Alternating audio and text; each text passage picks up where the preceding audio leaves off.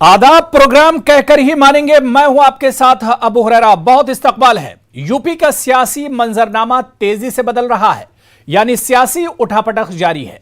सियासी सरगर्मी उस वक्त उरूज पर पहुंच गई जब बीएसपी के साथ बागी अरकान असेंबली ने समाजवादी पार्टी सरबराह अखिलेश यादव से मुलाकात की, जिसके बाद मायावती ने पार्टी के साथ बागी अरकान असेंबली को मुअत्तल कर दिया है। मायावती ने आइंदा एमएलसी चुनाव में समाजवादी पार्टी को सबक सिखाने के अज़्म का इजहार भी किया है। उन्होंने कहा कि समाजवादी पार्टी उम्मीदवार को हराने के लिए अगर उनकी पार्टी को बीजेपी को वोट देना पड़ा तो दिया जाएगा, यानी जैसे का तैसा जवाब दिया जाएगा। मायावती ने मजीद कहा कि 1995 केस को वापस लेना उनकी बड़ी भूल थी।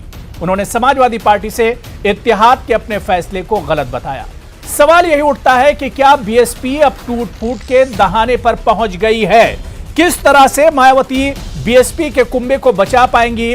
तकरीबन 18 अरकाने असेंबली में से 7 अरकाने असेंबली को मुअत्तल किया गया है और हो सकता है कि अरकाने असेंबली समाजवादी पार्टी का दामन थाम लें।